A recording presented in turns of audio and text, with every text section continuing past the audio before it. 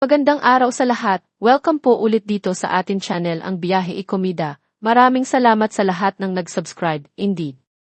Punta tayo sa atin topic, February 25, 2025, Mitchell Gumabao ties the knot with Aldo Panliliud.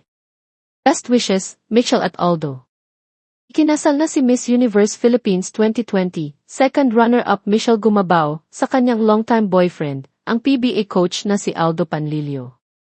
Ginanap ang church wedding ni Mitchell at Aldo sa National Shrine of the Sacred Heart, Makati City, ngayong Martes, February 25, 2025.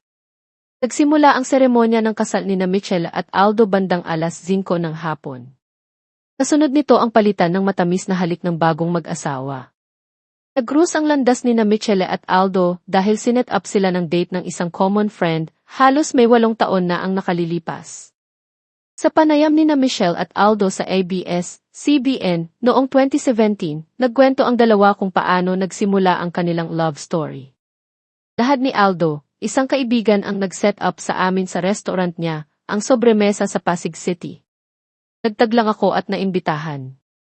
Alam ko na siya kaya binigyan ko ito ng pagkakataon. Tulad ng para sa kung bakit Mitchell ibinigay ito ng isang pagkakataon, siguro pagkat ang restaurant ay malapit sa kanyang laro. Si Mitchell ay professional volleyball player at kasalukuyang naglalaro para sa koponan ng Creamline Cool Smashers sa Premier Volleyball League, PVL. Dagdag naman ni Mitchell, ano ang sinabi niya? Sabi ko sa kanya punta na lang siya. After that, nagpatuloy lang kami sa pag-uusap. Nag-uusap kami araw-araw as in, araw-araw hanggang ngayon. Mabilis daw silang nagkasundo dahil sa marami nilang pagkakatulad at interes, gaya sa pagkain, hilig sa sports, at pagdigim. Kumakain kami kahit saan pagbubunyag ni Aldo. Bagay na hindi naman itinanggi ni Mitchell. Panoorin niya ang mga laro ko pagkatapos ay lalabas kami pagkatapos ng anumang bagay na may karne, naroon si Aldo. Mula sa shabu-shabu hanggang sa buffet. And for us, fitness is our life and career na. Bago pa man ilagay ni Aldo ang kanyang gimmick, isa siyang fitness enthusiast na. And me syempre volleyball so sports talaga. At madalas kaming magbonding over that, binabalance namin ang mga date namin sa dinner at pag-workout. He do train me, although not regularly pero whenever I'm free, dun talaga ako di. He's super strict hindi niya ako girlfriend sa give height, he's on coach mode talaga. Siya ang nagsasanay kay Mel, Gohing, din, so bonding namin ni Mel sa gabi si Aldo.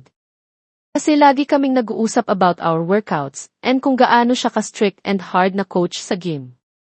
Congrats and best wishes Coach Aldo and Mitchell.